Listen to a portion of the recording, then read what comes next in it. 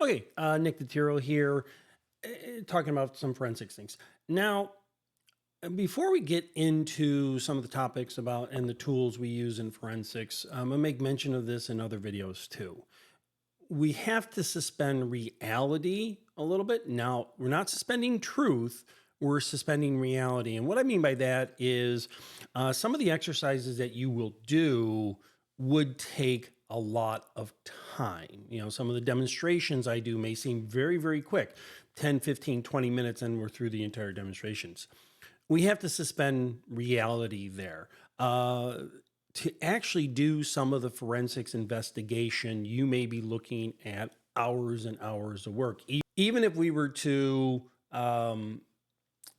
only look at a few files, sometimes we really have to get down into the nitty gritty of things. So, what we do for demonstrations is we know what the outcome is going to be. We know what to look for. So that just kind of expedites things for demonstration purposes. But I want you to keep that in mind. So, what I'm going to be doing in this demonstration may seem very simple, may seem very quick, but in reality, if I was to do this in the real world, there's so many unknowns. I don't know how many files I'm dealing with. And this one, I'm dealing with only a small handful. I don't know what I'm looking for. A lot of it is very grinding, looking for very specific things. So I want you to keep that in mind as I do these demonstrations. We're suspending reality by shrinking the time, but we're not suspending the truth. What I would be doing, I would be doing. So what I'm demonstrating is the techniques that are used. It's just I know the outcome. I know what to look for in this particular case. In a real situation, I wouldn't know the outcome. We're going to use a couple tools. If you've been in the ITCS program, you're probably well aware of how information is stored, about the bits and bytes and octal numbers and hexadecimal numbers. And I'm not going to go through that. I know most of the textbooks in forensics do have some chapters or some portions concerning that. So I'm not really going to go through that. We're just going to use that knowledge in this demonstration. This demonstration is going to be an investigation into how to use a hex editor. And the hex editor I'm going to use is something called Hex Workshop. It's a free hex editor. It's a really nice tool. Allows you to go through files on a byte by byte basis. So we're going to see it in hexadecimal numbers. And we're going to examine some files. And we're going to examine how Windows works with some files. And we're going to examine what is called the digital signature or the file digital signature or file signature. And sometimes they're just called magic numbers. And what those are, they're embedded hexadecimal numbers that basically tell what that file is. So let me go up to a directory that we want to investigate. And let me first go up to my screen. And I have two items here. I have a folder called Wild Animals, and I have the Hex Workshop tool that we're going to use. But first, let's go to the Wild Animal Workshop. And you see I have a bunch of files here. I have pictures of bear and bear cubs. I have Excel spreadsheets. I can tell they're Excel spreadsheets from the XLSX. These are more the advanced Excel versus the old style Excel. I could have that. I have a JFIF, or basically these are JPEG files here, and we have a JPEG file here. You'll notice on my machine how I have this set up is I have it set up where I view it in small icons or thumbnails. That kind of gives me a quick examination of what I'm dealing with through graphical representation. Okay, those are image files, right? They're telling me, and they're kind of showing me in a thumbnail what those are. These are Excel spreadsheets, right? And this is a JPEG. Now, I'm going to only open up a couple. If I go to the Alice and Bob one, fire it up, and it is a legitimate image file. Now, there might be a lot of stuff in that image file. All I'm worried about right now is making sure that the files are what they're supposed to be.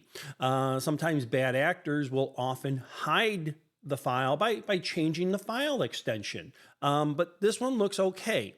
Remember, I'm expediting things. I know what I'm looking for. Let's take a look at this Excel spreadsheet. Now, because the Excel spreadsheet doesn't give me a thumbnail what's in there, I need to open them up. Now, a couple things here. Yep, this is an Excel spreadsheet. and I look and it's a representation of animals using Excel, and this is a technique that I use. I'll do a bigger demonstration later on when we're showing how to stenography when we're trying to hide images within images. But this is an Excel spreadsheet. Now, something that we take for granted that we no longer can take for granted. When I double click on those, Windows will automatically launch the application that it's associated with. And it launches the application based upon the extension. So when I double click this, I'm expecting Excel to fire up. If I go to this other one, and let's click on it, give it a second. We have something going on here. It says it can't open it up. The extension looks right. Maybe something got corrupted. Now, in the forensics world, one of the things I could assume, and one of the tasks I would have to do, is saying maybe somebody changed the extension. So this may not be an Excel spreadsheet, but maybe they're hiding or obfuscating what they're looking for by thinking, well, if I change it to an Excel spreadsheet or what looks like an Excel spreadsheet, I can hide it from prying eyes. All right. What about this one right here? We have another. It's called untitled spreadsheet. That's kind of interesting. We look at the names associated. We would document all these in our reports. But these ones we pretty, if I double click on them at the same time, I know they're going to open up as images. But I would have to open all of them up in my investigation. But let's open up this JPEG and let's see what it's really showing. And something's wrong there. It's saying whatever it is, the JPG, the JPEG extension isn't working. So suspending reality here for a second, I got a couple things I want to look at. I want to look at Martin and Lewis. I want to look at the spreadsheet. I can look at the other ones, but again, for brevity's sake, let's take a look at those and let's use a hex editor. Basically, we're going to open those files with a hex editor and we'll see what content is really there. Now, it's going to be a little monotonous because we're going to see bits and bytes here, but by understanding file signatures or magic numbers that are associated with those files, maybe we can determine what those files really are. So let's go to my hex editor. This is an open source tool. It's free for download. Don't remember exactly where it's at, but if anybody wants to download it, I can pass along that information. If you remember, I opened up some files and I had success. Let me open up a file that I had success with, and I'll go open. And Alice and Bob work. Let's see what Alice and Bob has to say. And you can tell immediately, these are the internal hex values here of this particular file. We're not seeing graphics or anything like that. We're barely seeing, not even text, but we're barely seeing that. Now, but pay attention here. We have in this first byte, well, up here, it does say JFI Jeff, so that's kind of a good indicator. But more importantly for our discussion here, and this is inside a lot of textbooks, or you can look things up on the internet, we have the starting bytes of FFD8, FFE0. Let me open up another file, and another one that we know worked, and I believe Unknown Friends worked. And lo and behold, we notice that those first series of bytes are consistent. So somewhere I'm going to write down FFD8, FFE0. And now what I'm going to do is I'm going to go to the internet and we're going to search the Find Web. And I've already done it right here. And I said, what is the magic number for FFD8? Again, I'm kind of saving time because I know what this demonstration is going to be like.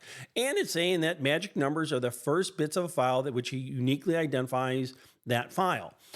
In this particular case, it's identifying JPEG files, right?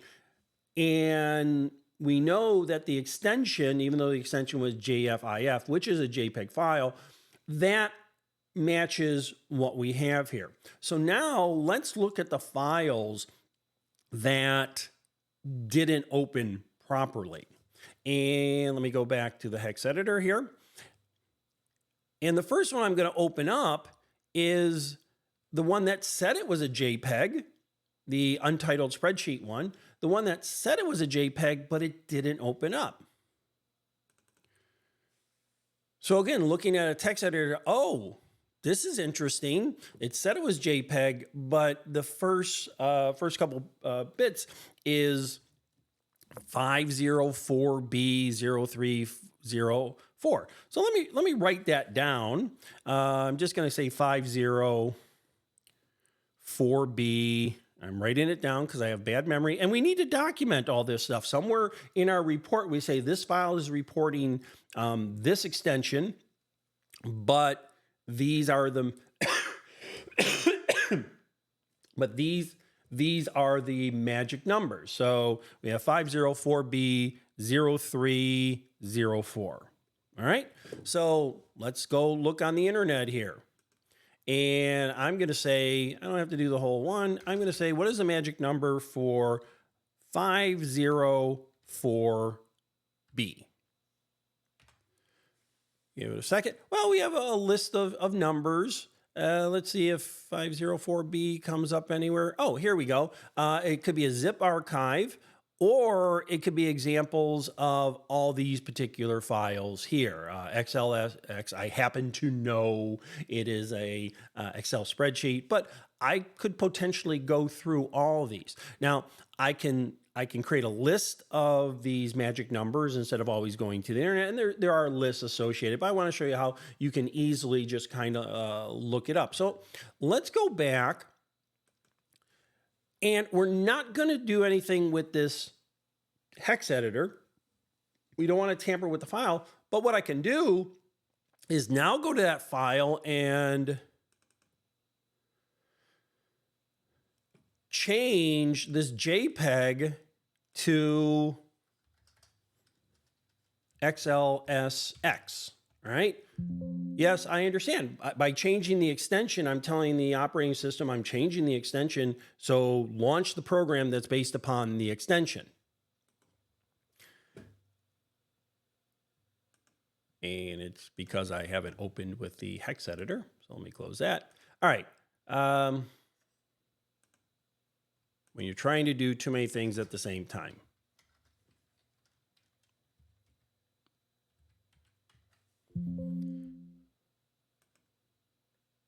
All right, so now it's popping up and now in other videos, I discuss we never work on live data. So these are all copies that have been digitally signed. These are all copies. We're not working with the live data, so I can make this change.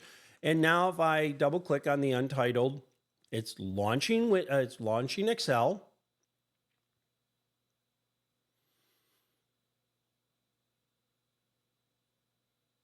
Give it a second. It's kind of a big file there. And sure enough, it's an Excel spreadsheet. So they were trying to obfuscate what this spreadsheet is. And I'm just using this spreadsheet with the digital image as an example. They're trying to obfuscate this. This was an Excel spreadsheet that somebody hid as a JPEG file. Now, we have one more that we had problems with. We had problems with Martin and Lewis. So again, we will open up. And this time we will open up Martin Lewis. And we look at those magic numbers. Oh, didn't we see these magic numbers before? Of course I opened them before. But those magic numbers were what? Those are the magic numbers that were associated with a JFIF file or another type of JPEG file. So guess what? They obfuscated the real file there. So let's go back and let's look at Martin Lewis again. And let's change it to JFIF. Yes, we know, we understand.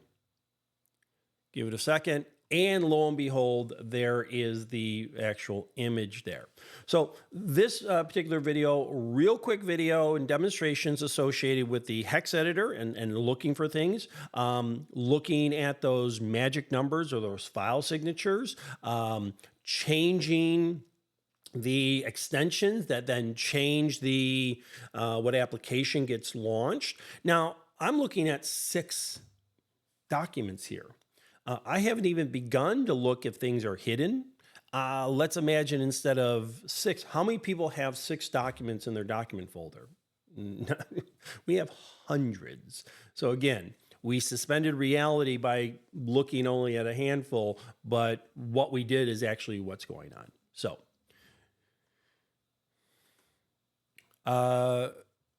the Hex Workshop Hex Editor, it's a common tool that we use in forensics that allows us to really look at individual files. It also allows us to change files. I didn't do anything like that. And again, I'll keep reiterating this through all the forensics courses, that I wasn't working on live data. I was working on a copy of the live data, because you saw by firing up that hex editor, I'm running the risk of changing its content. Also, you saw me change the file extension, right? So we wouldn't change the file extension on the real data, right? We would only do it on the copy, but then we would write up a report that says the original showed this extension, but in reality, it was meant to be this extension, and this was kind of a form of obfuscation or hiding the information. So with that being said, I'm sorry for the cuts and stops in the video. I'm still getting over bronchitis, so I don't have a cough button yet. All right, thank you very much, and let's go out and learn something.